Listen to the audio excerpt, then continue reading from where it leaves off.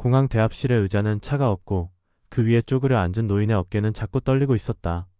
사람들은 바쁘게 오가며 노인을 힐끗 보기만 할 뿐 누구도 말을 걸지 않았다. 그녀의 이름은 김정희. 20여 시간 전 아들의 말에 따라 미국 JFK 공항에 도착한 뒤부터 혼자였다. 그녀가 버려졌다는 사실을 자각하기까지는 몇 시간이 걸리지 않았다. 자식에게 버려졌다는 건 생각조차 못 해본 일이었다. 그러나 현실이었다. 노인이 공항에 버려졌다는 뉴스는 가끔 들려왔지만 그 속 주인공이 자신이 되리라곤 한 번도 상상한 적 없었다. 그리고 정희는 바로 그 이야기의 이름도 없이 사라질 뻔한 노인이 될 뻔했다. 김정희는 77이었다. 평생 서울의 작은 전셋집에서 살며 아이들을 키우고 손주들까지 돌보며 살아왔다. 새벽같이 일어나 도시락을 싸고 늦은 밤에도 아이들 잠자리에 이불을 덮어주는 일을 당연하게 여겼다. 노후란 단어는 사치처럼 느껴졌고 그녀의 인생에는 오직 가족밖에 없었다. 그런 그녀에게 아들은 말했다. 엄마, 이번에 미국 여행 한번 제대로 시켜드릴게. 우리 다 같이 LA 가기로 했어요. 며느리는 덧붙였다. 호텔도 예약했어요. 엄마가 좋아하시는 바닷가 근처로요. 손주들도 함께 간다고 하니 정희는 마음이 벅찼다. 그녀는 근처 미용실에서 머리를 하고 동네 옷가게에서 오래 망설이다 바바리 코트를 하나 샀다. 택배 상자를 뜯든 마음도 포장해 떠났다. JFK 공항에 도착한 날 정희는 눈이 부신 듯 두리번거렸다. 아들은 캐리어를 끌며 그녀를 안내했다. 엄마, 여기 잠깐만 앉아 계세요. 체크인하고 올게요. 며느리는 애들을 챙기며 바삐 움직였고 정희는 웃으며 고개를 끄덕였다. 알았어, 엄마는 여기 앉아 있을게. 그리고 아들은 사라졌다. 며느리도 손주들도 함께. 그날 오후부터 다음날 아침까지 정희는 같은 자리에 앉아 있었다. 사람들이 오가고 로비에 불이 꺼졌다 켜지기를 반복했다. 그녀는 손을 움켜쥐고 있었다. 목이 말랐고 발이 부었다. 시간이 흐를수록 마음속 무언가가 삐걱이며 무너지고 있었다. 공항의 스피커에서는 수시로 출국 안내 방송이 흘러나왔고 정희는 그 소리들을 하나하나 가슴에 새기듯 들었다. 하지만 어디에도 그녀의 이름은 없었다. 사흘이 지나고 정희는 공항을 떠났다. 손에는 아무것도 없었다. 돈도 없었고 여권도 없었다. 그녀의 이름이 적힌 신분증 하나만 호주머니 속에 구겨져 있었다. 영어 한마디 못하는 그녀에게는 세상 그 자체가 벽이었고 두려움이었다. 공항 인근의 공원 벤치에서 노숙을 시작했다. 처음 하루는 버틸만 했다. 다음 날부터는 추위와 배고픔이 더 무거운 공포로 밀려왔다. 밤마다 노숙자들이 술에 취해 욕을 했고 경찰차는 사이렌을 울리며 지나갔다. 그녀는 주머니 속 사진을 꺼내 들었다. 가족 사진이었다.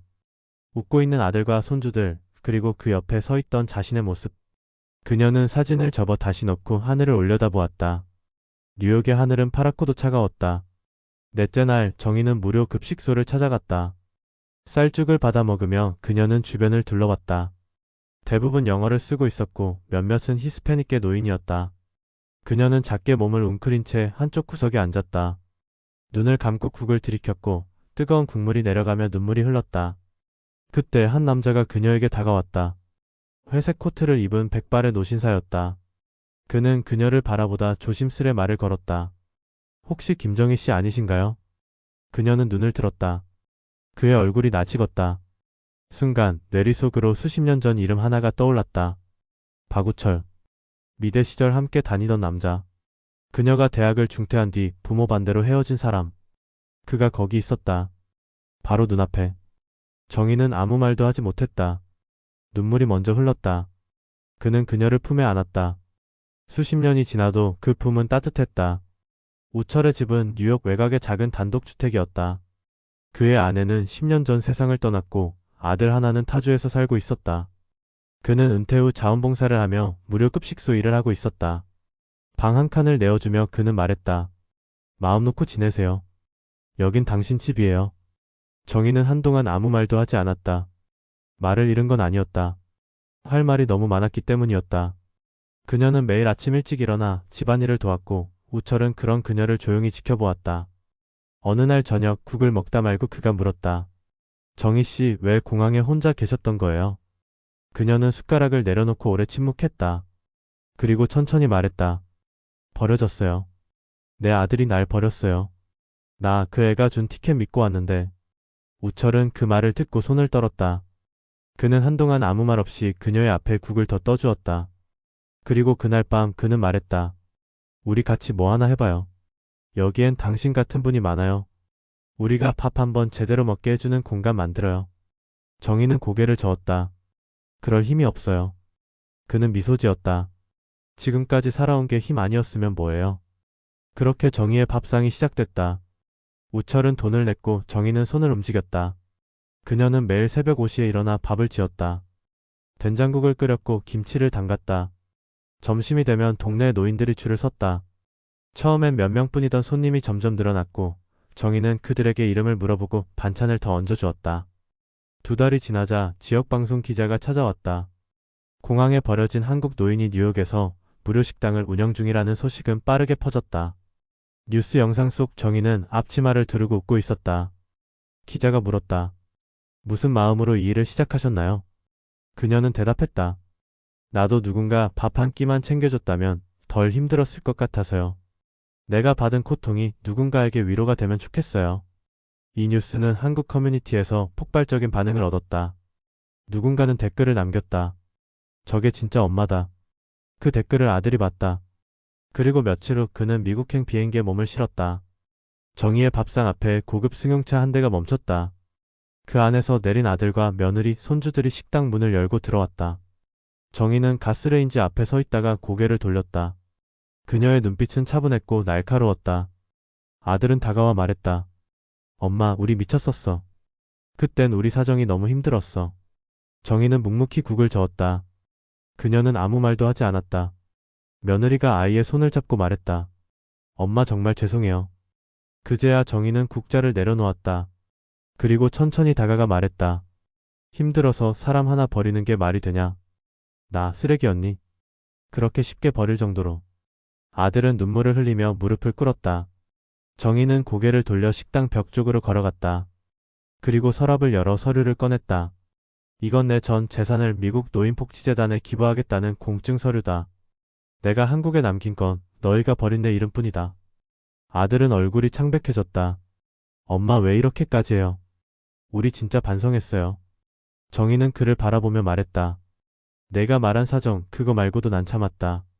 내 아버지 돌아가셨을 때도, 내가 사업 망했을 때도, 내 애 낳았을 때도 나는 온몸이 부서져도 참았어. 근데 내가 날 공항에 버린 순간 난 더 이상 내 엄마가 아니더라. 정희는 아들에게 단호하게 말했다. 이제 내 이름 부르지 마라. 나는 내 엄마 아니야. 그녀는 돌아서며 식당 직원들에게 말했다. 김치 더 꺼내줘요. 오늘 손님 많네.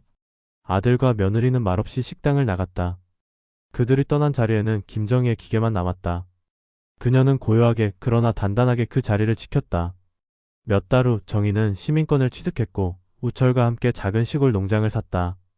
그녀는 아침마다 밭을 돌보며 동네 아이들에게 한국어를 가르쳤다.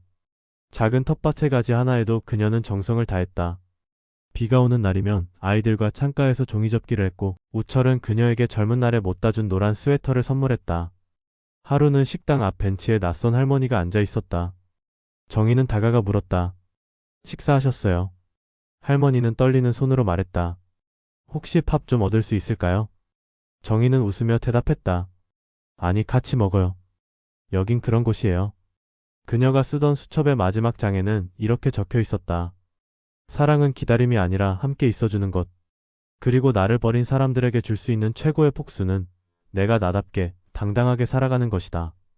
정희는 매일 아침 농장의 텃밭을 돌보며 라디오에서 흘러나오는 클래식 음악을 듣는다. 손에는 흙이 묻어 있고 마음은 어느 때보다 단단하고 평화롭다. 식당 일은 여전히 바빴지만 그녀는 더 이상 서두르지 않는다. 밥을 먹으러 오는 노인들 한 사람 한 사람의 이름을 기억하고 날씨를 이야기하고 소소한 기쁨을 나눈다. 우철은 그녀의 곁에서 묵묵히 함께한다. 매주 일요일이면 그들은 함께 차를 마시며 젊은 시절 미처 나누지 못한 대화를 천천히 이어간다. 정희는 가끔 말한다. 인생은 때때로 잔인하지만 그 잔인함 뒤에 아주 작고 단단한 행복이 숨어 있다고. 한인신문에는 정희의 이야기가 연재되었고 그녀는 작은 영웅처럼 소개됐다.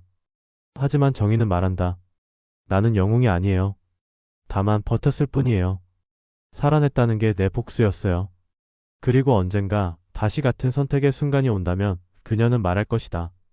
이번엔 나를 먼저 지키겠다고. 누구에게도 휘둘리지 않고 나를 사랑하겠다고. 그녀가 그날 공항에서 벌어지던 순간은 끝이 아니었다. 그것은 그녀 인생의 이막이자 진짜 시작이었다. 정희는 이제 살아내는 것이 아니라 살아가는 법을 알고 있다.